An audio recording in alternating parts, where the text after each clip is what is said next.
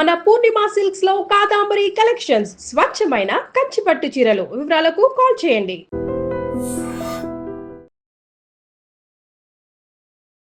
Welcome to iDream. ఈ రోజు మనతో పాటు counselling psychologist, soft skill trainer Nalini గారు ఉన్నారు. మాట్లాడదాం. నమస్తే అండి, వెల్కమ్ టు అవర్ షో. నమస్తే అండి. సో వైఫ్ అండ్ హస్బెండ్ వాళ్ళ మొబైల్ ఒకరి ఫోన్ పాస్వర్డ్ ఒకరు తెలుసుకోవడం ఖచ్చితంగా ఇంపార్టెంటా, లేదంటే లేదు అంటే ప్రతిదీ వాళ్ళ లైఫ్ మనం అదొక కంట్రోల్ లాగా అలా చేయకుండా ఉండాలి అనేది కరెక్ట్ అంటారా? ఐడియలిస్టిక్ నన్ను అడిగితే అసలు ఇంట్లోకి వచ్చిన తర్వాత నీ మొబైల్ పాస్వర్డ్ అవసరం లేకుండా ఉండగలగాలి. అది తల్లి అయినా తండ్రి అయినా పిల్లలైనా సరే. ఆ దమ్ము ధైర్యం అంటే అంత ఓపెన్గా నువ్వు బతకగలగాలి. ఫస్ట్ దానికి చెప్పుకున్న దానికంటే అంత దమ్ము ధైర్యంగా అలా బతకగలిగిన దమ్ము ధైర్యం ఉండాలి ముందు భార్యకైనా భర్తకైనా సరే. ఎట్ ఎనీ టైం పాస్వర్డ్ లేకుండా అసలు ఇంట్లోకి వచ్చిన తర్వాత పాస్వర్డ్ అవసరమే ఉండాల్సిన అంటే పాస్వర్డ్ అనేది అవసరం ఉండకూడదు మొబైల్కి. Anyone can access anyone's mobile అనే లెవెల్ గా ఓపెన్ బుక్ లా ఉండగలగాలి. ఒక్కొక్కరి జీవితాలు మనకి మొబైల్ లో పాస్వర్డ్ అనేది ఇంపార్టెంట్. అదే అంటే ఇంట్లోకి వచ్చిన తర్వాత ఆఫ్ చేసి బయటకు వెళ్తే ఆన్ చేసి చేయలేరు కాబట్టి that also means that everyone knows the others password. Access చేశారా, చూసారా, దాని అనుమానంతో చూసారా, పనొచ్చి చూసారా, ఏంటి చూసారా అనేది ఇప్పుడు ఒకళ్ళ మీద ఒకళ్ళకి ఎంత నమ్మకం అనేది ఉన్నది అనేది, ఒకళ్ళ మీద ఒకళ్ళకి ఎంత నమ్మకం ఉంది, ఒకళ్ళ మీద ఒకళ్ళు ఎంత నమ్మకాన్ని కోల్పోయారు అనేది మళ్ళీ వీళ్ళు చేసే పనులు చెప్పే మాటల మీద ఆధారపడి ఉంటుంది. ఒకటి ఇది చెప్తూనే నేను ఇంకో మాట చెప్తున్నా, చిలవల్ని పలవలు చేసి ఆలోచించే మనసుతో ఉన్న వాళ్ళు కూడా ఉంటారు. ఓకే, మామూలు కాన్వర్జేషనే ఉందని నేను అనుకుందాం, దాన్ని పర్స్పెక్టివ్ దాన్ని ఇంటర్ప్రిట్ చేయడంలో కూడా ఏదో రాంగ్గా ఇంటర్ప్రిట్ చేయటము. టెక్స్ట్ని ఎప్పుడైనా సరే ఒక్కొక్కళ్ళు ఒక్కొక్క మూడ్తో చదువుతారు. నేను ఇచ్చిన ఒకటే సెంటెన్స్, నేను మహా చిరాకులో టెన్షన్లో ఉన్నప్పుడు ఉన్న సెంటెన్స్ని నేను అలా చదువుతాను. చాలా రిలాక్స్డ్ అండ్ కూల్ మైండ్లో ఉన్న మీరు దాన్ని వేరేలా చదువుతారు. నన్ను ఎఫెక్ట్ చేసినంత మిమ్మల్ని అది ఎఫెక్ట్ చేయదు. ఎందుకంటే టెక్స్ట్ ఈజ్ ఆల్ అబౌట్ మనం ఎలా ఇంటర్ప్రిట్ చేస్తున్నాం అన్న దాని మీదే ఉంటుంది. ఒక్కొక్కసారి యాక్చువల్గా గొడవలు ఇలా కూడా అవుతాయి. ఏంటి అంటే భర్తకి ఏమీ వేరే ఉద్దేశాలు ఉండకపోవచ్చు, కానీ భార్య చదివే విధానంలో అర్థం చేసుకునే విధానం సేమ్ ఆపోజిట్. భార్యకి ఎలాంటి వేరే ఉద్దేశాలు ఏమీ ఉండకపోవచ్చు, కానీ భర్త దాన్ని చదివే విధానం. ఓసారి వాళ్ళు టైం క్యాలిక్యులేట్ చేస్తారు, ఒకసారి ఎందుకు ఈ పర్సన్ చేశారంటారు, ఓసారి పర్సనల్గా ఎందుకు మాట్లాడారంటారు, ఒకసారి గ్రూప్లో నుంచి వచ్చి పక్కకి నీతోనే ఎందుకు మాట్లాడుతున్నారు, ఒకసారి ఈ టైంకి ఎందుకు అంటారు, ఒకసారి ఇలా ఎందుకు మాట్లాడారంట, ఈ ఎమోజీ ఎందుకు పంపించారంటారు, అసలు నీ స్టేటస్ వాళ్ళు ఎందుకు చూస్తున్నారని అంటారు. ఇలా again this a game of their own insecurities. వాళ్ళల్లో ఉన్న ఇన్సెక్యూరిటీస్ని వాళ్ళు సమాధానాలు ఇందులో వెతుకునే కనెక్ట్ చేసి, ఎక్కడో సంబంధం లేని రెండు విషయాలను కనెక్ట్ చేసుకుని మోకాలకి బొడిగుంటికి వాళ్ళు కనెక్ట్ చేసుకొని గొడవలు చేసుకుంటూ ఉన్నప్పుడు, నువ్వు నిజంగా అంత టెక్స్ట్ చదవాలని అనుకున్నప్పుడు నీ భార్య క్యారెక్టర్, నీ భార్య మనస్తత్వం మీద నీకు పూర్తి అవగాహన ఉండి ఆమె చదివితే దాన్ని ఎలా చదువుతుందో నువ్వు కూడా అంతే ఇదిగా చదవగలుగుతున్నంత కెపాసిటీ వరకు వచ్చావా నువ్వు. అంతేగాని నీదైన విధానాల్లో నువ్వు చదివేస్తాను, దానికి మళ్ళీ చిరవలు పడవలు చేసి నేను 100 రకాలుగా ఆలోచిస్తాను, ఇప్పుడు నీ వీటన్నిటికీ ఆమె సమాధానం చెప్పాలి అంటే ఎవరైనా ఫ్రస్ట్రేట్ అయిపోతారు. అలాంటప్పుడు ఏం చేస్తారు, ఆబ్వియస్గా పాస్వర్డ్ పెడతారు. అర్థమవుతుంది కదా. Same goes with lady also. అమ్మాయిలకైనా అంతే. ఆమె చెప్తే నువ్వెందుకు చేసావు, ఇప్పుడు ఈ బ్యాగ్ నువ్వెందుకు చూసి పెట్టావు, అయితే ఈ బ్యాగ్ నీ సెర్చ్ హిస్టరీలో ఉందంటే నాకెందుకు కొని పెట్టావు అంటే, ఓహో అయితే ఆమె కొనడానికి నాకు కొన్నావా, ఇలాంటివన్నీ వేసి ఎంతవరకు సమాధానం చెప్పగలుగుతారు ఎవరైతే. అర్థం చేసుకునే విధానం లేకపోబట్టి అసలు నా భర్త ఒక స్త్రీతో ఇక్కడ ఈ విషయం మాట్లాడుతున్నారంటే ఇందుకోసం మాట్లాడుతున్నారు, ఇక్కడ వరకు వెళ్తుంది అనే లెవెల్కి ఇద్దరి అండర్స్టాండింగ్ కానీ ఇద్దరి ప్రయాణం కానీ ఉండాలి. సో ఎక్కువ కాన్సన్ట్రేషన్ ముందు వాళ్ళిద్దరి ప్రయాణం, వాళ్ళిద్దరి అండర్స్టాండింగ్ మీద పెట్టుకోగలగాలి. ఈ వర్క్ కంప్లీట్ వర్క్ అయిపోతే తప్ప ఇలాంటి ఛాలెంజెస్ తీసుకుంటే చాలా వరకు ఇంటర్ప్రిటేషన్లో ఒక్కొక్కసారి మిస్టేక్ ఉంటుందని చాలా నార్మల్. ఇది ఎక్కువగా కాలేజ్ ఫ్రెండ్స్తో మాట్లాడేటప్పుడు వస్తుంది. జనరల్గా మనకి ఇప్పుడు మీరు నేను ఒక 10th క్లాస్ ఫ్రెండ్స్ అని అనుకుందాం, మనము ఒక 20 ఏళ్ళ తర్వాత కలిసినప్పుడు కూడా అప్పటికి మన ఇద్దరికి 35 ఏళ్ళు అని అనుకుందాం, కానీ మన ఇద్దరం 35 ఏళ్ళప్పుడు మనం కలిసినా మాట్లాడుకునేటప్పుడు 35 ఏళ్ళ వాళ్ళ మాట్లాడుకోవడం, మన ఇద్దరం ఫ్రెండ్షిప్లో 15 ఏళ్ళప్పుడు ఎలా ఉన్నామో అలా మాట్లాడుకుంటాం. ఇది బేసిక్ హ్యూమన్ సైకాలజీ అది. కానీ ఇప్పుడు ఈ చదివేవాడు ఓ 40 ఏళ్లవాడు భర్త అయ్యిందన్న, ఈ 40 ఏళ్లవాడు 35 ఏళ్ళ ఆమె టెక్స్ట్ చదువుతున్నాను అనుకుంటాడు, కానీ వాళ్ళిద్దరు మాట్లాడుకుంటుంది 15 ఏళ్ల వాళ్ళ మాట్లాడుకుంటారు. అర్థమవుతుందా? ఇక్కడంతా మొత్తం కమ్యూనికేషన్ గ్యాప్ అయిపోతుంది. దానివల్ల చాలా వరకు ఇంటర్ప్రిటేషన్స్ మిస్టేక్ వస్తాయి. ఇప్పుడు వచ్చి నీతో ఇలా మాట్లాడటం ఏంటి అని అనుకుంటారు. వాళ్ళ కాన్వర్జేషన్ అలసికలు వాళ్ళు చిన్నప్పుడు ఎట్లా మాట్లాడుకుంటున్నారో వాళ్ళు అలా మాట్లాడేస్తారు. ఇలాంటి ఒక చిన్న మెచ్యూరిటీస్, చిన్న అండర్స్టాండింగ్, కొంత అనుమానం లేకుండా అనుమానం ప్లేస్లో ఒక నమ్మకం ఉండటము బేసిక్గా. అలాగే మన పర్సనాలిటీని మనం ఎలా నిలబెట్టుకున్నాం అన్నది కూడా ఆధారం. ఎంతకి నేను చేసేది నేను చేస్తాను, నువ్వు మాత్రం పాజిటివ్గా ఆలోచించంటే అది కరెక్ట్ కాదు కదా. నువ్వు ఎలా నిలబెట్టుకున్నావు, నీ మాట, నీ ఆలోచన, నీ వాల్యూస్, నీది కూడా ఎలా నిలబెడుతున్నావు అన్న దాని మీదట నువ్వు అదే కన్సిస్టెన్సీ మెయింటైన్ చేస్తుంటే పార్ట్నర్కి కూడా ఒక దృష్టి వస్తుంది. అవతల ప్రపంచం ఏం చెప్పినా కూడా వీళ్ళు నాకు తెలుసు ఏం చేస్తారో అనే ఒక లెవెల్కి వాళ్ళ అండర్స్టాండింగ్ వస్తుంది. అది ఎప్పుడు వస్తుంది? నీ క్యారెక్టర్లో కన్సిస్టెన్సీ ఉన్నప్పుడు. సో బేసిక్గా మన క్యారెక్టర్ మీద చాలా దృష్టి పెట్టాలి. భార్యాభర్తలు ఇద్దరు క్యారెక్టర్స్ అర్థం చేసుకోవడం మీద దృష్టి పెట్టాలి. అక్కడ తర్వాత కౌంట్ 3, 4, 5, 6 కౌంట్ అక్కడి నుంచి స్టార్ట్ అవుతుంది. ముందు ఈ 1, 2 కౌంట్లోనే చాలా క్లారిటీ కావాలి. అసలు భార్యాభర్తల మధ్య అనుమానాలు ఒకసారి స్టార్ట్ అయిన తర్వాత అది పోవడం అనేది జరుగుతుందా? జరగటానికి అవకాశం చాలా ఉంటుంది. ఇక్కడ 2 ఉంటాయి. ఒకళ్ళ ఎఫర్ట్స్, ఈ ఎఫర్ట్స్ మీద అవతల వాళ్ళు పెట్టే నమ్మకం 2 సమానంగా జరిగితేనే. ఏ ఒక్క దాంట్లో ఇక్కడ ఇంబ్యాలెన్స్ ఉన్నా కూడా నిజంగా అవ్వదు. ఒకసారి అనుమానం వచ్చిందంటే అది పోవడం అవ్వదు ఎప్పుడు. ఎందుకంటే ఈ ఎఫర్ట్స్ వర్సెస్ ట్రస్ట్ రేషియో అనేది ఈక్వల్గా లేకుండా ఇంబ్యాలెన్స్గా ఉంటే, మీరు ఇప్పుడు చూడండి బ్యాలెన్స్ పట్టుకుంటూ ఉంటాం, చాలా మంది బ్యాలెన్స్ అంటారు. Balance is all about imbalance actually. ఇక్కడ 1 గ్రామ్ వచ్చినా ఇది ఇటు వెళ్ళిపోతుంటుంది, ఇటు 1 గ్రామ్ వచ్చినా ఇది ఇటు వెళ్ళిపోతుంది. చాలా పర్ఫెక్ట్గా మెయింటైన్ చేస్తే తప్ప 2 ఈక్వల్గా ఉండవు. అలాగా ఒకరికి ఏదైనా ఒక కారణంగా అనుమానం వచ్చింది అనుకున్నాం, ఈ విషయంలో నీకు అనుమానం అవసరం లేదు, ఈ విషయంలో నీకున్నది అనుమానమే, అపోహే, నిజం ఇది అని ఆ నిజానికి అనుగుణంగా వీళ్ళ ఆలోచన, మాట, ప్రవర్తన ఇవన్నీ కనిపించే విధంగా ఈ వ్యక్తి ఎంత నిజాయితీగా ఎఫర్ట్స్ పెడుతున్నారో, అంత నిజాయితీగా ఎంత మనిషి ఎఫర్ట్స్ పెడుతున్నారో అంత నమ్మకం కూడా అవతల పర్సన్ పెట్టాలి. వీళ్ళ ఎఫర్ట్స్ పెడుతున్నప్పుడు వాళ్ళు నమ్మడం అనేది మానేశారు అంటే వీళ్ళు ఎఫర్ట్స్ పెట్టి అలిసిపోతారు కొంతకాలానికి, ఇంకా వాళ్ళు ఎఫర్ట్స్ పెట్టడం మానేస్తారు. అప్పుడు వాళ్ళు ఏదైతే మొదటి నుంచి వాళ్ళ అనుమానంలో ఉన్నారో ఆ అనుమానమే నిజము అనే ఒక ఫిక్స్డ్ దీనికి వచ్చేస్తారు, నమ్మకంతో వస్తారు. అప్పుడు మీరు ఏది చేసినా వాళ్ళు అదే దృష్టిలో చేస్తారు.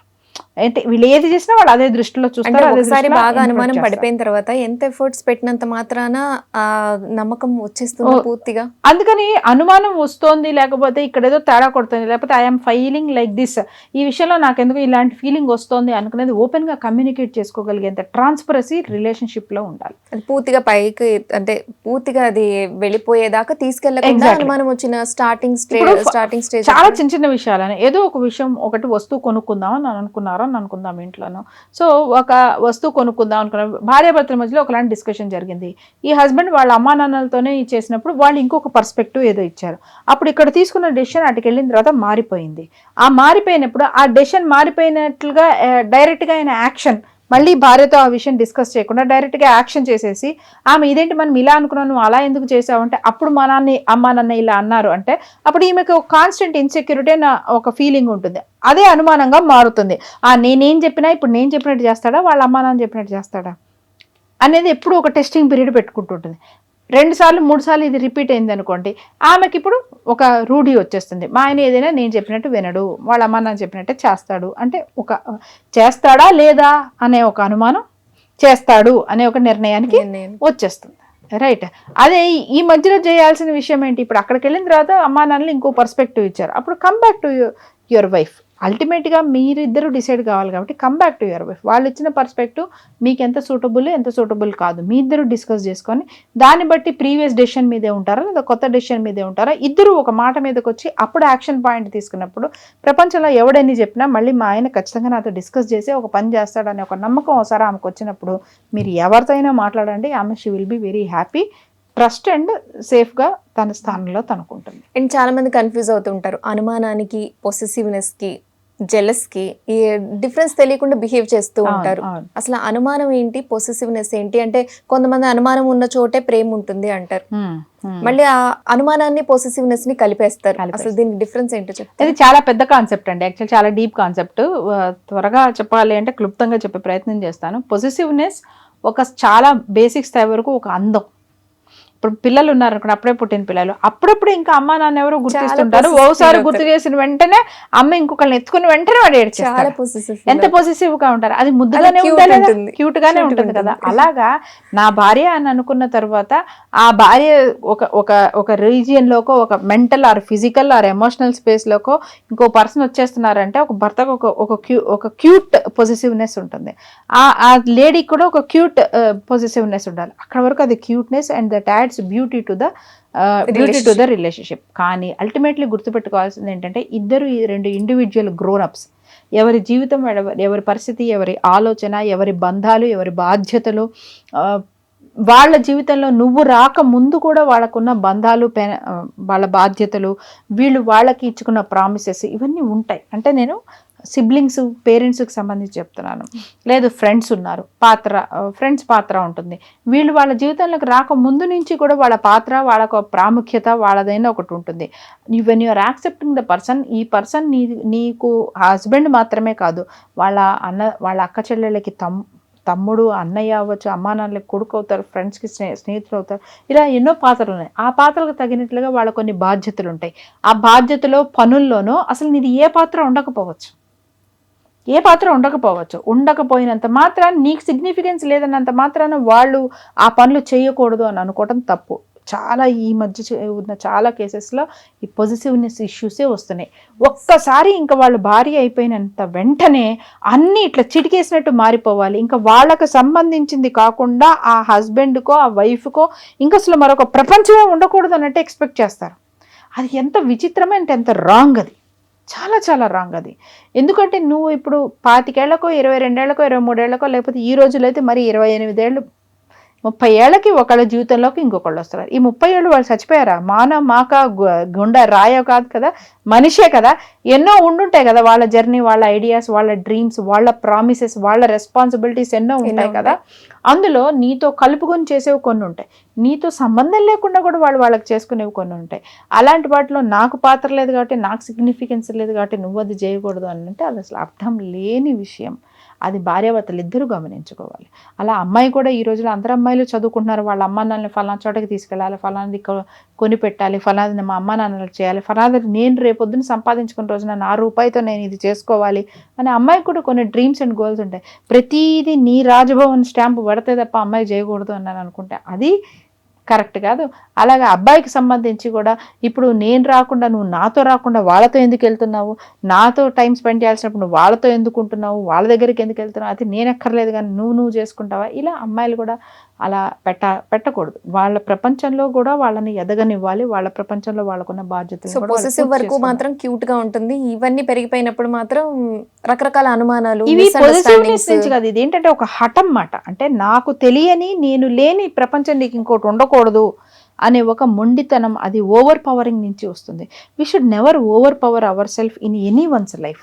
ఎవరి జీవితంలో ఇంకోళ్ళు ఎవరు కూడా వాళ్ళకంటే ఎక్కువ పాత్ర ఎవరిది కాదు. నా జీవితంలో నాకు ముఖ్యమైన పాత్రలు ఎవరైనా ఉంటారేమో, కానీ నా జీవితంలో నేనే ఫస్ట్ ముఖ్యమైన పాత్రని, నా తర్వాతే ఎవరైనా. ఆ సత్యాన్ని ఎవరు విస్మరించకూడదు. అలా మీ జీవితంలో మీరు నాకు ఎంత ముఖ్యులు, స్నేహితురాలు అవ్వచ్చు, లైఫ్ పార్ట్నర్ అయినా సరే, మీదైనా ఒక జీవితం ఉంటుంది కదా. మీ ఏదైనా జీవితంలో మీరు పుట్టి, మీరు బతికి, మీరు చచ్చిపోతారు కదా. అలాంటప్పుడు మీరు ఎదుగుతున్న క్రమంలో, చదువుతున్న క్రమంలో, ఫలానా వాళ్ళని చూసినప్పుడు ఇన్స్పైర్ అవుతున్న సమయంలో మీదైనా గోల్స్, మీదైనా డ్రీమ్స్, మీవైనా కొన్ని విషయాలు ఉంటాయి.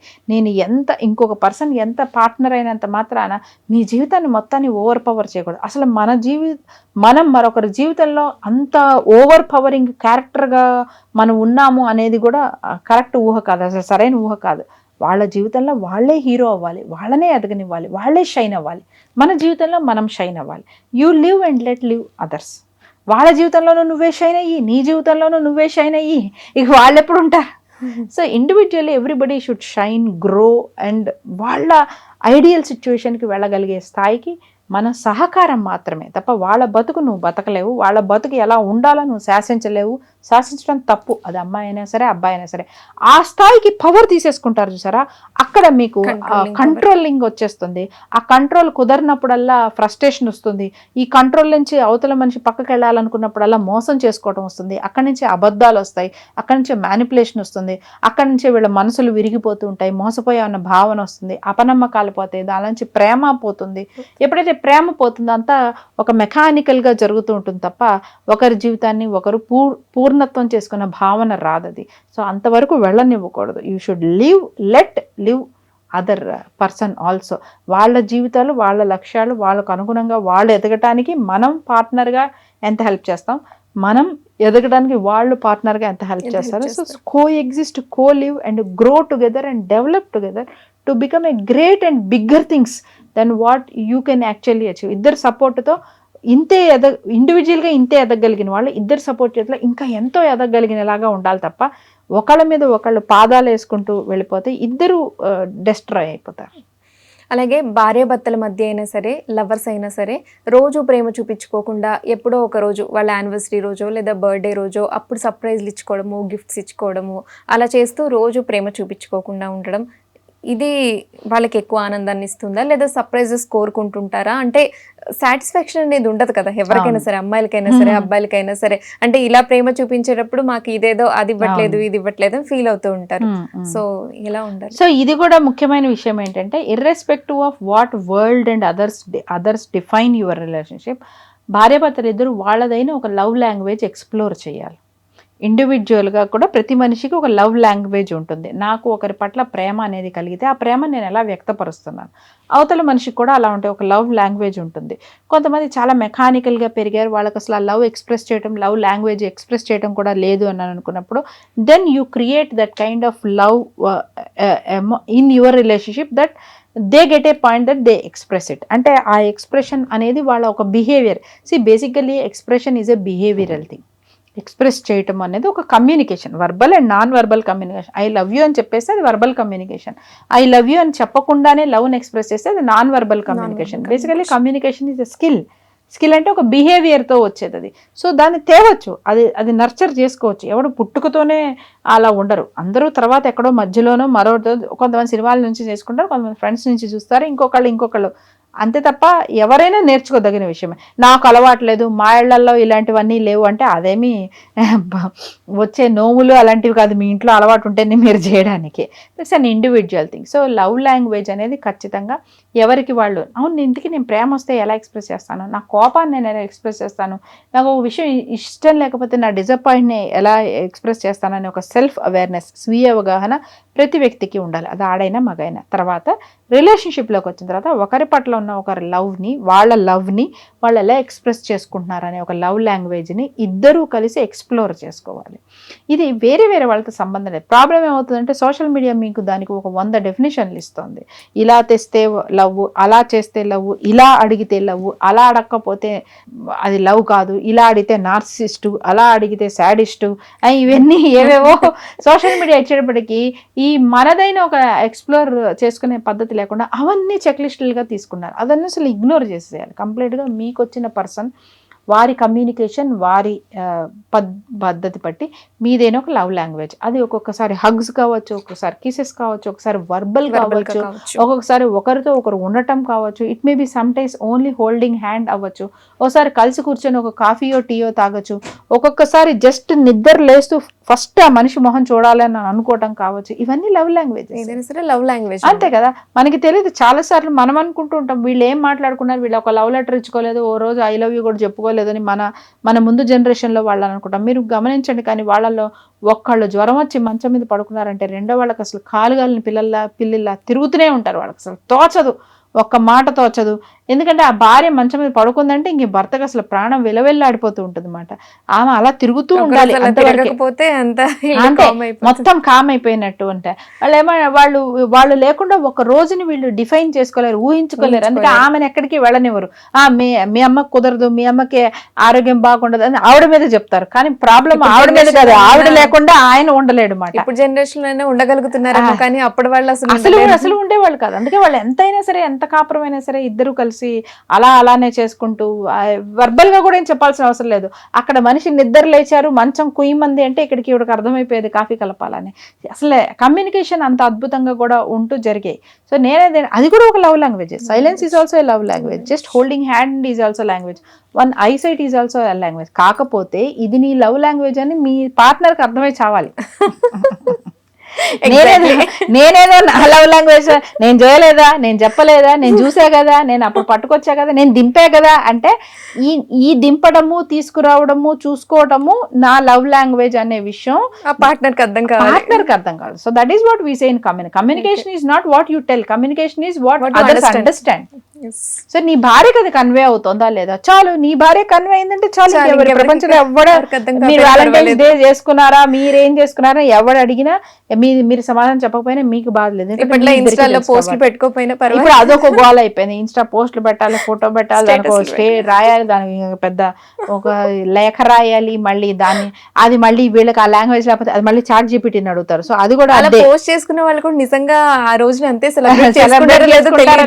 అండ్ ఒక్కొక్కసారి అలా చేసుకొని లాస్ట్ ఇయర్ ఇంకా ఎక్స్ట్రా ఏం చేయాలి, ఈస్టర్ ఎక్స్ట్రా చేయాలి అంటే మీ కాన్సన్ట్రేషన్ అంతా మీ లవ్ ని డెవలప్ చేసుకున్న దానికంటే కూడా ప్రపంచానికి మా లవ్ ఇది అని చూపించడం మీద మీ ఎక్కువ ఫోకస్ అయిపోతుంది. అంటే you are trying to convince people that you have a great love. ఎవరిని కన్విన్స్ చేయాలి మీరు కదా? ఇది పెడుతున్న కొద్ది ఏమవుతుందంటే ఇయర్ బై ఇయర్ ప్రతిసారి మీరు నెక్స్ట్ ఏం చేయాలి అన్న మీద ధ్యాసలో ఈ ప్లానింగ్ లోనే అయిపోతుంది. ప్లానింగ్ లో ఎవరికి ప్రూవ్ చేస్తున్నారు? మీకు మీరు ప్రూవ్ చేసుకుంటున్నారా, ప్రపంచానికి ప్రూవ్ చేస్తున్నారా? సో ఎప్పుడైనా ఆ క్వశ్చన్ నువ్వు ఏం చేస్తున్నావు, ఎందుకు చేస్తున్నావు అని ఒక ప్రశ్న వేసుకుంటే దానికి ముందు నీకు కన్విన్సింగ్ ఆన్సర్ కావాలి. దాని ఆన్సర్ వాళ్ళ కోసం వీళ్ళ కోసం అంటే నీ క్వశ్చనే రాంగ్ అసలు ఫస్ట్.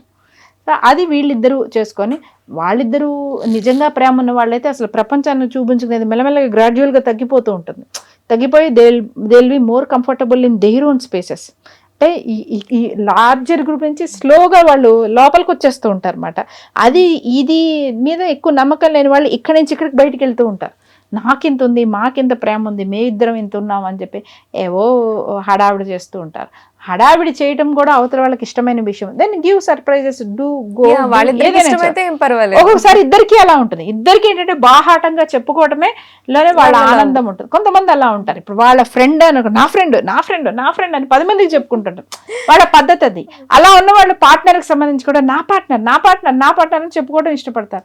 అవతల పర్సన్ కూడా అలా అయినప్పుడు హ్యాపీగా వాళ్ళు అలా చేసుకోవచ్చు, ఇబ్బంది అనేది. That is what.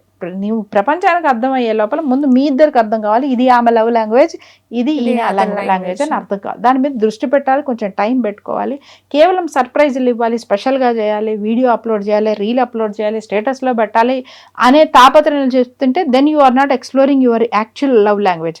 అది కొంతకాలం నడిచిన తర్వాత వాళ్ళ ఒరిజినాలిటీ అది కాదు కాబట్టి అది గ్యారంటీగా బెడిచికొడుతుంది.